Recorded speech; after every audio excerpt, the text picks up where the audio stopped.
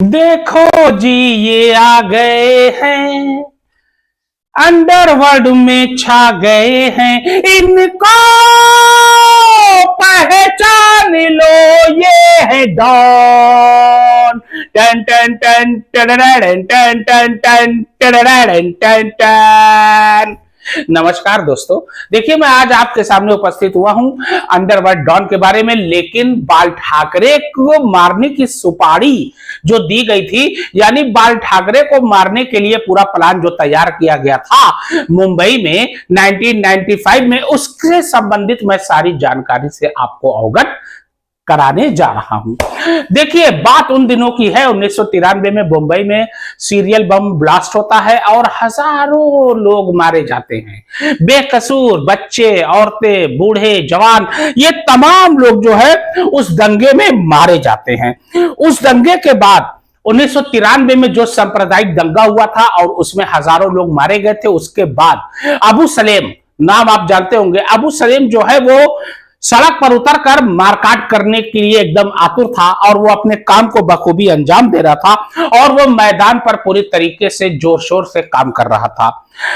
उसी समय प्रदीप जैन, बहुत बड़े businessman Pradeep Jain, Javed Siddiqui film producer, आप लोग शायद जानते होंगे, Javed Siddiqui full film producer, और चैम्बूर का एक नामी बिल्डर कुकरेजा, इन तीनों लोगों से पैसा मांगा जाता है, एक्सटॉर्शन वसूली के लिए पैसा मांगा जाता है और ये तीनों लोग इंकार कर देते हैं। जावेद सिद्दीकी का तो थोड़ा किस्सा अलग है, वो मैं आपको बाद में बताऊंगा। उनको सुपारी लेने वाला या मतलब एक्सटॉर्शन के लिए पैसा मांगने के लिए नहीं कहा गया था, लेकिन बाकी कुकरेजा को और प्रदीप जैन को और एक और हाई प्रोफाइल शख्सियत थी, इन तीनों से जो है मांगा जाता है एक्सटॉर्शन का पैसा, यानी वसूली पैसा मांगा जाता है, डिमांड की जाती है। ये तीनों लोग जो है पैसे की डिमांड को खारिज करते हैं और इन तीनों लोगों को बाकायदा मौत के घाट उतार दिया जाता है। अबू सलेम के दिमाग में एक ही बात उस समय चल रही थी कि दाऊद के काम में जो भी अड़चन पैदा करेगा, जो भी दाऊद के रास्ते में आएगा, उसको मौत के घाट उतार दिया जाएगा। अबू सलेम जिस सारे काम को अंजाम दे रहा था, सलीम हड्डी और राजेश इग्वे ये बेरहमी से हत्या कर रहे थे मुंबई की सड़कों पर, और पूरे बंबई में जो है लोगों में कोहराम मच गया था, सन्नाटा छा गया था, आम जनमानस जो है पूरे तरीके से डरा हुआ था। अब बात हो रही है यहां पे किसकी बात हो रही है, आपके राजेश इग्वे की। देखिए उस समय के तत्कालीन पुलिस कमिश्नर थे अमरजीत सिंह सामरा। अमरजीत सिंह सामरा जो है 18 नामों की लिस्ट तैयार करवाते हैं। 18 नाम लिस्ट तैयार होती है 18 नामों की। ये वे नाम थे जो अंडरवर्ल्ड डॉन दाऊद इब्राहिम से सीधे तौर से या इनडायरेक्ट तौर से जुड़े हुए थे। यानी कि जो बम ब्लास्ट हुआ था मुंबई में, इसमें पुलिस के भी कई जवान शामिल थे और ये मिली भगत से इस काम को अंजाम दिया गया था। इस काम में कौन कौन थे? राजेश इग्वे जो पुलिस का जो है कमांडिंग जो है वो ट्रेनिंग लेकर आया था और पुलिस विभाग में अच्छी पोस्ट पर वो विराजमान था। उसके अलावा पुलिस के और भी तमाम अधिकारी लोग थे। तो कुल 18 नामों की लिस्ट जो है कौन तैयार करवाता है? उस समय के तत्कालीन पुलिस कमिश्नर अमरजीत सिंह सामरा। अब 18 नामों की जब लिस्ट तैयार होती है, 18 पुलिस वालों को क्या किया जाता है? निकाल दिया जाता है। भाई उनकी लिस्ट तैयार होती है, ये तय होता है, ये पता चलता है कि ये लोग जो है मिले हुए हैं अंडरवर्ल्ड से, कहीं ना कहीं इनका कनेक्शन है, तो इन 18 लोगों को पुलिस कमिश्नर अमरजीत सिंह सामरा द्वारा निकाल दिया जाता है। पुलिस फोर्स से निकलने के बाद ये खुलेआम तौर से दाऊद इब्राहिम के साथी हो जाते हैं और दाऊद इब्राहिम के इशारे पर कोई भी काम होता है तो वो उस काम को अंजाम देते हैं। अब बात हो रही है राजेश इग्वे की। राजेश इग्वे कौन था, क्या था, इस बारे में मैं आपको डिटेल से विस्तृत जानकारी से आपको अवगत कराने जा रहा हूं। देखिए पुलिस फोर्स ये ज्वाइन करता है और इग्वे जो है कमांडर की ट्रेनिंग भी हासिल करता है और ड्यूटी के दौरान उसको शराब की लत लग जाती है। अब शराब महंगी शराब है, और उतनी तो सैलरी थी नहीं कि वो महंगी महंगी शराब और महंगे महंगे जो है पब में जाके अपने शौक को पूरा कर सके। तो इसलिए जो है अब गलत रास्ता पकड़ना लाजमी था। दाऊद के आदमी बहुत से उसके संपर्क में थे। शुरू शुरू में तो उसने मना किया, थोड़ा ईमानदार था, लेकिन उसके बाद वो कहते हैं ना कि जब एक बार लत बुरी लग जाती है तो उस बुरी लत को पूरा करने के लिए आप गलत रास्ता इख्तियार करना पड़ जाता है। वही हुआ राजेश इग्वे के साथ। राजेश इग्वे जो है गलत रास्ते पर निकल पड़ा, और शुरू शुरू में तो इनडायरेक्टली जो भी काम होता था वो इनका कर देता था, दाऊद इब्राहिम का।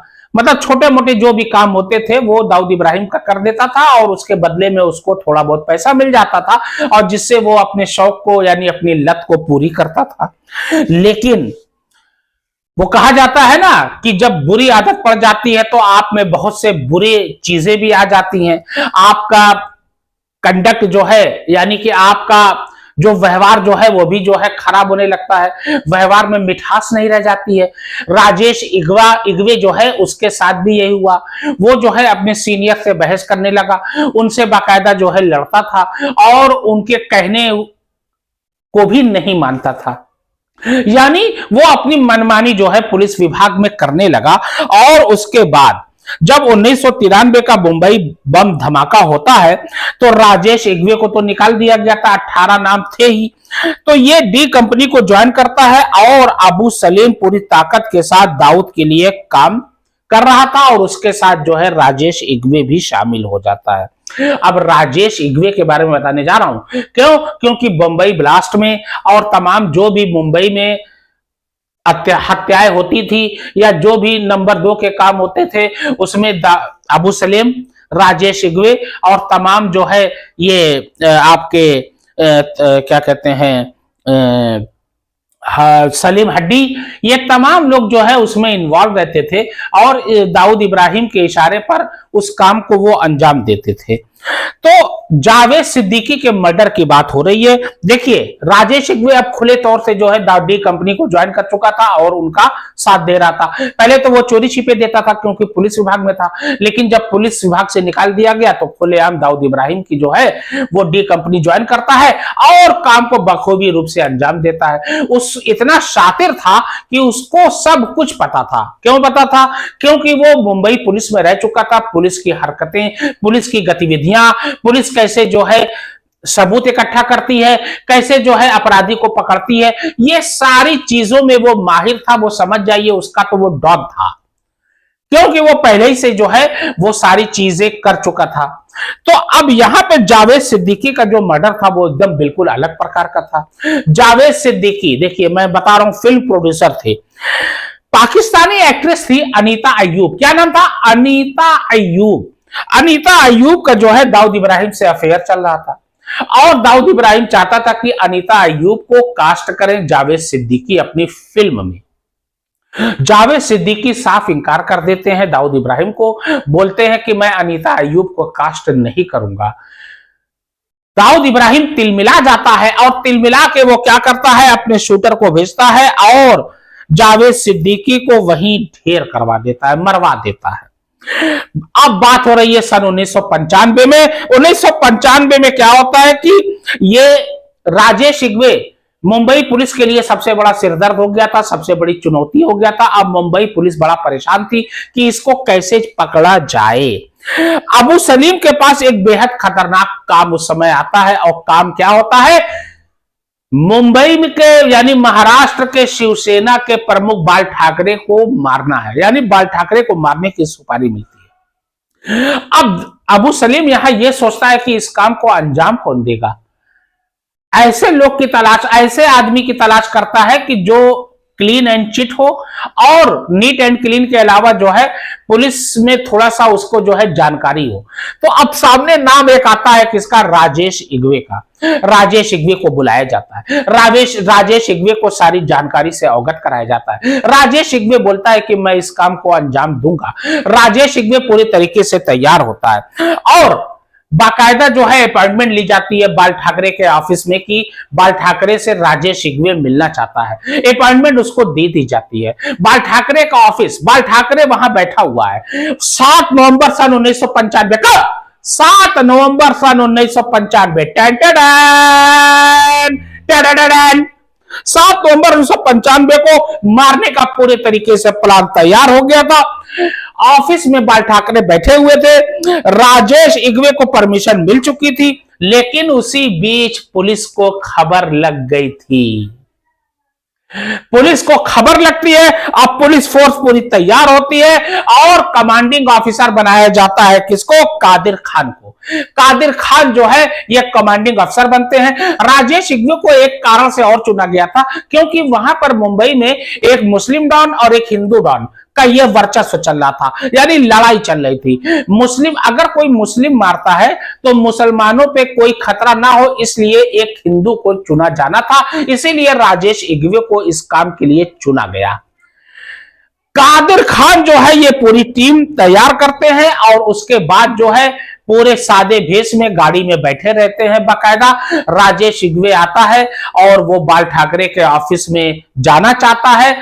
तभी चारों ओर से पुलिस उसको घेरती है और उसको वार्निंग देती है कि अपना हथियार नीचे कर दो। लेकिन राजेश इग्वे इतना निडर था, इतना मतलब पुलिस से डरता उड़ता नहीं था, वो इतना निडर था और इतना जो है मतलब दिलेर था कि वो पुलिस से भिड़ जाता है और अपनी पिस्तौल निकालता है पुलिस पर फायरिंग करने के लिए। उसी बीच कादिर खान और उनके ऑफिसर्स जो है उसके ऊपर गोलियां दाग देते हैं, ढाई ढाई ढाई, और वहीं पे राजेश इग्वे मारा जाता है। इस तरीके से एक बहुत बड़ा, एक तरीके से आप समझ लीजिए कि जो अंडरवर्ल्ड में सुपारी इनको बाल ठाकरे साहब को दी गई थी, ये एक खतरा बहुत बड़ा टल गया।